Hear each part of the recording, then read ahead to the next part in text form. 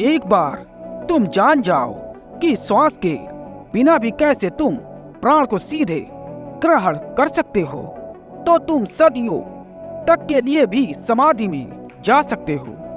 तीसरी आंख पर केंद्रित होकर तुम श्वास के सार तत्व को, श्वास को नहीं, श्वास के सार तत्व प्राण को देख सकते हो। और अगर तुम प्राण को देख सके तो तुम उस बिंदु पर पहुंच गए जहां से छलांग लग सकती है, क्रांति घटित हो सकती है। सूत्र कहता है, सहस्रार तक प्राण को, सहस्रार तक रूप को प्राण से भरने दो, और जब तुमको प्राण का एहसास हो तब कल्पना करो कि तुम्हारा सिर प्राण से भर गया है। सिर्फ कल्पना करो, किसी प्रयत्न की जरूरत नहीं है। और मैं बताऊंगा कि कल्पना कैसे काम करती है। जब तुम त्रिनेत्र बिंदु पर स्थित हो जाओ तब कल्पना करो और चीजें आप ही और तुरंत घटित होने लगती है। अभी तुम्हारी कल्पना भी नपुंसक है।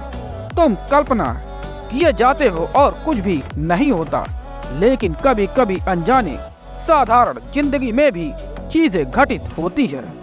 तुम अपने मित्र की सोच रहे हो और अचानक दरवाजे पर दस्तक होती है। तुम कहते हो कि संयोगिक था कि मित्र आ गया। कभी तुम्हारी कल्पना सहयोग की तरह भी काम करती है, लेकिन जब भी ऐसा हो तो याद रखने की चेष्टा करो और पूरी चीज का विश्लेषण करो। जब भी लगे कि तुम्हारी कल्पना सच हुई है, तुम भीतर जाओ और देखो, कहीं न कहीं तुम्हारा अवधान तीसरे नेत्र के पास रहा होगा। दरअसल यह संयोग नहीं है, यह वैसा दिखता है क्योंकि ग्रह विज्ञान का तुमको पता नहीं। अनजाने ही तुम्हारा मन त्रिनेत्र केंद्र के पास चला गया होगा, और अवधान यदि तीसरी आंख पर है तो किसी घटना के सृजन के लिए उसकी कल्पना काफी है।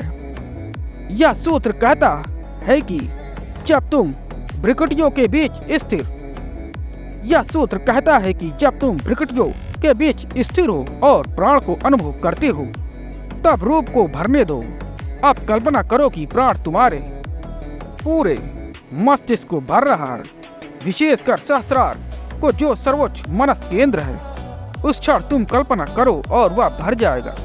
कल्पना करो कि वह प्राण तुम्हारे सहस्रार से प्रकाश की तरफ बरसेगा और वह बरसने लगेगा, और उस प्रकाश की वर्षा में तुम ताजा हो जाओगे। तुम्हारा पुनर्जन्म हो जाएगा, तुम बिल्कुल नए हो जाओगे। आंतरिक जन्म का यही अर्थ है।